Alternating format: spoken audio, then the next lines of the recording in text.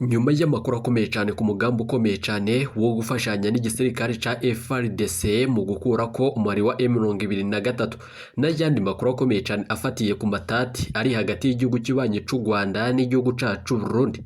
Gushika ubu umukuru w'igihugu ca Leta Zunze Ubumwe za Amerika ajeje gushikiriza amajambo akomeye cyane. Ni nyuma y'uko yemanza ashigikiye nanone uruhande rumwe bivanye nuko amakuru akomeye cyane adushikiye atomora.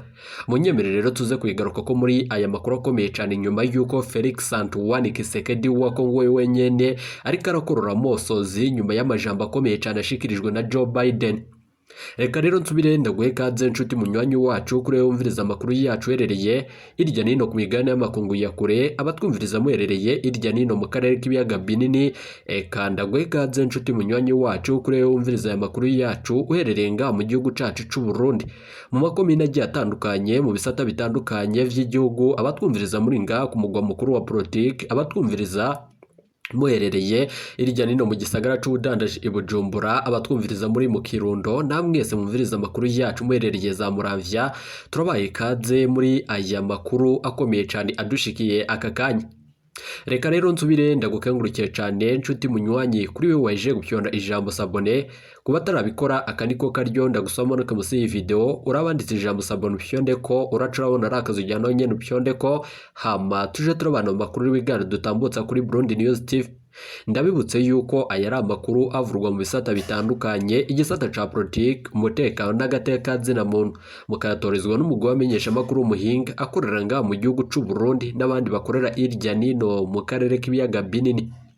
Gushika ku telefoni ngendanwa umukuru w'igihugu ca Leta Zunze Ubumwe za Amerika Joe Biden ajeje kuvugana n'abakuru b'ibihugu vyompi nyuma y'uko igihugu kibanye c'u Rwanda ku telefoni ngendanwa yakiriye mu biro vy'umukuru w'ico gihugu.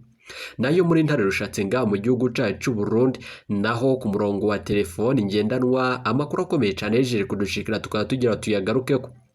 Ni nyuma y'uko Joe Biden mu majambo atangaje cyane kandi akomeye yagarutse ku mubare wa M23 nyuma y'uko yagarutse kuri Felix Antoine Tshisekedi umukuru w'igihugu ca Kongo.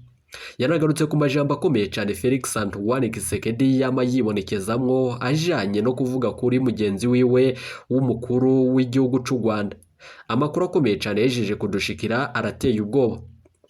Ndabibutse yuko ku telefoni ngendanwa muri ntare rushatse hakiriwe amajwi akomeye cyane ubwo umukuru w'igihugu nyene c'ubaro General Major Evariste Ndayishimiye yahabwa agasopo ku bijanye n'intambara iriko iraduhuza n'umubare wa M23. Bigaca vyumvikana nyuma y'akanama ka Loni mwarumvirije amakuru akomeye cyane yadushikiye yuko igihugu c'u Burundi coba kigiye gutana mu mitwe n'igihugu kibanye c'u Rwanda. Nandika amasoko yacu y'ibanga yemeza. Amasoko yacu y'ibanga yemeza yuko nyene c'ubaro General Major Evariste Ndayishimiye ariko aratanga intererano ku gisirikare ca FARDC binavanye n'ingabo z'u Burundi zarungitswe mu mpisho. Ni nyuma y'uko amakuru akomeye cyane atangazwa n'umujenerali akomeye cyane atashimye yuko tuvuga amazina yiwe kumva z'umutekano wiwe ari amajambo akomeye cyane ku bijanye n'urudandazwa rwakozwe ku mpande zombi hagati y'umukuru w'igihugu muvyeyi wacu n'umukuru w'igihugu ca Kongo Felix Tshisekedi. Munyemerere ibi vyose tubigaruke ko muri aya makuru akomeye cyane adushikiye. Nyene c'ubahiro General Major Evariste Ndayishimiye nyuma y'uko Keita yashikirije amajambo akomeye cyane mu kanama ka Loni naho yavugaga kandi akagaruka ku bijanye n'intambara yoba igiye kudukwegera. Vyavuzwe yuko umukuru w'igihugu cacu Burundi niyoguma yibonekeza mu bikorwa bijanye no gukura ku mwari wa M23 nyuma y'uko Felix Antoine Tshisekedi ariko yibonekeza mu majambo akomeye cyane yo gutanguza intambara ku gihugu cibanye c'u Rwanda. Ivyo vyose bizoca bikwegera igihugu c'u Burundi kwinjira mu ntambara y'akarere. Nyuma y'uko amasoko yacu mu biro vy'umukuru w'igihugu yonyene yamavuga y'uko ivyo vyose biriko birakwiragizwa irya nino mu gihugu c'u Burundi, yoba irya nino mu karere k'ibiyaga binini n'ibindi bitandukanye. Gushika ubu ngubu vyoba birimwo umugambi ukomeye cyane kandi hakaba harimwo igipfungu cishi cyane. Ivyo vyashikirijwe n'amasoko yacu y'ibanga mu biro vy'umukuru w'igihugu gushika nyuma ya operasiyo ikomeye cyane yo gutanga intererano kuri Repubulika Iharanira Intwaro Rusangi ya Kongo. Nyuma y'ibiziga bitari bikeyi bitahukanwa vy'abana bacu biba biriko biragarukanwa biva muri Repubulika Iharanira Intwaro Rusangi ya Kongo, nyuma y'uko gushika ubwo ngubwo bimwe biba biriko biranonekana. umukuru w'igihugu ca Leta Zunze Ubumwe za Amerika Joe Biden yagarutse kuri iyi ngingo ikomeye cyane kubijanye n'ibi biriko birakorwa kandi bigakwiragizwa irya nino. Ni nyuma yuko Felix Antoine Tshisekedi Tshilombo wenyene gushika ubu ngubu ariko arakorora mosozi nyuma y'amakuru akomeye cyane, nyuma yo kumviriza ijambo ridahumuriza rivuye muri Leta Zunze Ubumwe za Amerika n'ibindi bihugu vyaratanguye kwiyongora kuri ico gihugu. Ndabibutse yuko leta y'Ubugande nayo nyene yahejeje gufata ingingo ikomeye cyane yo gushikiriza Felix Antoine Tshisekedi amajambo akomeye cyane. Nyuma y'ijambo yashikirije riteye ubwoba kandi rikomeye cyane ku mukuru w'igihugu c'u Rwanda, aho yashikiriza yuko ivy'umukuru w'igihugu c'u Rwanda bizohera nk'ivya Hitirere. Ivyo vyose rero vyarahejeje gutera agashavu amakungu, na cane Perezida Joe Biden n'abandi batandukanye irya nino ku migabane y'amakungu ya kure. Gushika ubu hari bamwe mu bihanganye bataragira ico bashikiriza, ariko ku mvo zitandukanye vyose tuzobigaruka ko mu yandi makuru akomeye cyane ahejeje kudushikira ngaha mu gihugu c'u Burundi. Ndabibutse yuko nubwo biruko igihugu c'u Burundi co nyene nticemera yuko turi mu ntambara iriko iraduza n'umubare wa M23. Gusa amabanga ari gushirwa hanze n'abasirikare bacu bariko baragwa ku rugamba, abandi bapfunzwe bashika 200 bapfungiye Bujumbura kumvo zuko banze guhangana n'umubare wa M23. Joe Biden yagarutse kubijanye n'iripfungwa ridaciye mu muco. Umukuru w'igihugu nyenicubahiro General Major Evariste Ndayishimiye ingingo ikomeye cyane yafashe yo gupfunga abasirikari bashika 200 kumvo zuko banze kuja kurwana mu ntambara badatahura. Ibi byose rero bica vyumvikana yuko umwanya ku mwanya amakungu arashobora gutangura kwitwikura ko bivanye nuko gushika ubu tutariko turavuga rumwe na bamwe mu bategetsi bakomakomeye irya nino ku migane y'amakungu ya kure. Birababaje cyane ivyo twaraye tubonye nyuma yuko nyenicubahiro General Major Evariste Ndayishimiye yagirana ibiganiro na mugenzi we Felix Antoine Tshisekedi ibijanye n'umugambi ukomeye cyane wo gukura ko umukuru Sultani Makenga akomeye cyane muri M23. Amasoko yacu y'ubutasi mu biro vy'ubukuru w'igihugu c'Ubugande ko yemeza.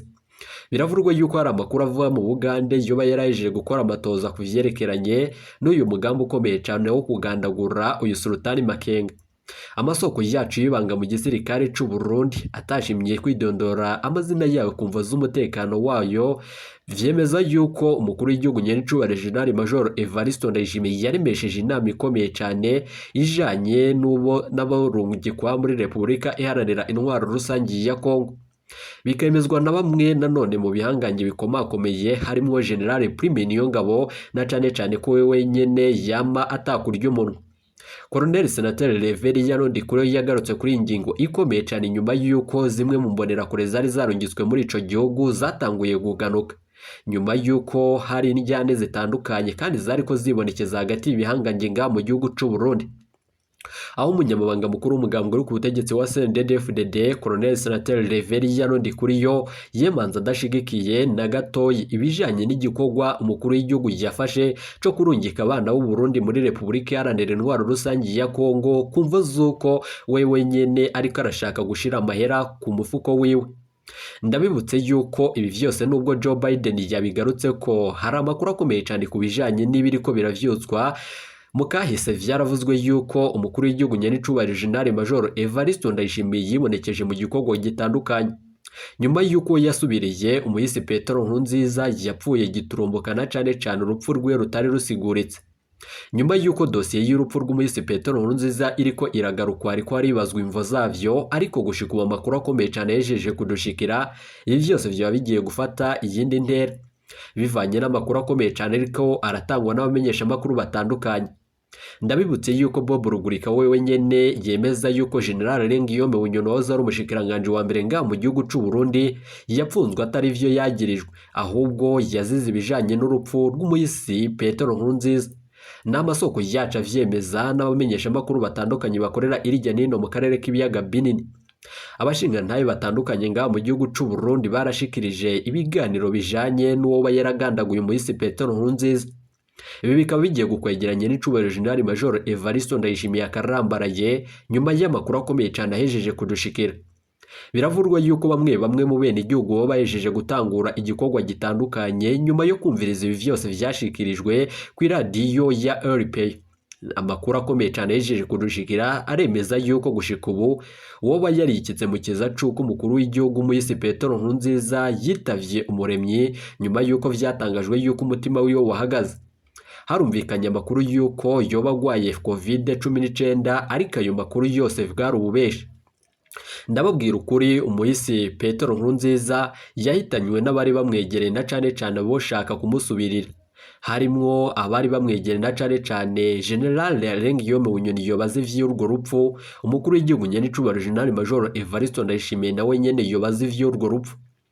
Ibimenyesha amakuru bitandukanye birasaba umukuru w'igihugu nyenicubahiro General Major Evariste Ndayishimiye na bamwe mu bahoze begereye umukuru w'igihugu Moise Petero Nkurunziza kuva mu gacerere bagatangaza ibijanye n'icahitanye kandi kigahagarika umutima w'Moise Petero Nkurunziza. Reka rero ayo makuru tuzoyegaruka ko mu bindi biganiro vyacu. Reka twiganukire ku muhari wa M23 uri kuraduhuza n'igisirikare ca FARDC, akaba ni navyo nyene bigiye kudukwegera akarambaraye. Nyenicubahiro General Major Evariste Ndayishimiye mu ijambo ryiwe yashikirije mugenzi we Felix Antoine Tshisekedi, yatanguye amubwira yuko azomufasha mu bijanye n'imyiyamamazo nyuma yuko gushika ubu ngubu bashigikiye Moise Katumbi bari ngaha mu gihugu c'u Burundi. Gushika ubu hari abanyeshuri batawe mu mvuto. Turiko turarondeza uwo baza ayo makuru gutanga umuco ku vyerekeranye n'iyo dosiye. Nyenicubahiro General Major Evariste Ndayishimiye ariko arafashanya na Felix Antoine Tshisekedi mu bijanye n'ibikorwa bitandukanye biriko biraboneka irya. Gushika ubu amakuru twaronze mu ibanga ntangere aremeza yuko umukuru w'igihugu nyenicubahiro General Major Evariste Ndayishimiye ashigikiye Felix Antoine Tshisekedi mu bikorwa vye bitandukanye. Kugeza ubu abanyeshuri b'abanyekongo bari muri kaminuza y'u Burundi gushika ubu bamwe bari bashigikiye Moise Katumbi ari wenyene ahanganye na Felix Antoine Tshisekedi mu myiyamamazo. Biravurwa yuko abo bose bahagaritswe n'igipolisi c'u Burundi. Gushika ubu turiko turarondeza ivyerekeranye n'ayo makuru. Uwo bafise amakuru kubijanye kandi agatanga umuco kubijanye n'abo banyeshuri yo twandikira kuri WhatsApp twabahaye. Ayandi makuru akomeye cyane turaza kuyagaruka ko mu bindi biganiro n'amakuru dutambutsa kuri Burundi News TV. Twagarutse ku majambo akomeye cyane Felix Antoine Tshisekedi yashikirije kuri mugenzi wiwe Paul Kagame w'u Rwanda. Twabashikirije amajambo akomeye cyane ariko aratangwa n'umukuru w'igihugu ca Leta Zunze Ubumwe za Amerika Joe Biden. Yemanza avuga ku muhari wa M23 na cane cane ukengurukira bivanye n'agahengo watanze ubwo yari yasaba yuko ingabo z'akarere ka EAC zitahuka ziva muri Repubulika Iharanira Intwaro Rusange ya Kongo.